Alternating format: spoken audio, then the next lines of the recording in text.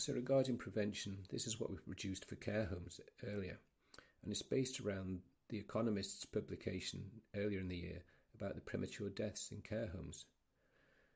And so it mentions other things, such as how we can store the data, and that could be photos from the care homes or the files that we use for scanning.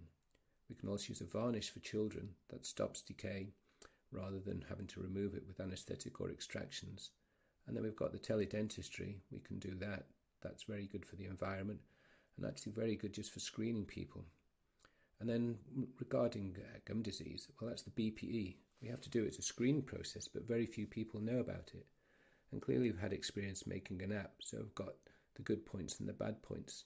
One of the bad points is consent. At the moment, we're really hindered by our own GDC, and we need to do something about that collaboratively.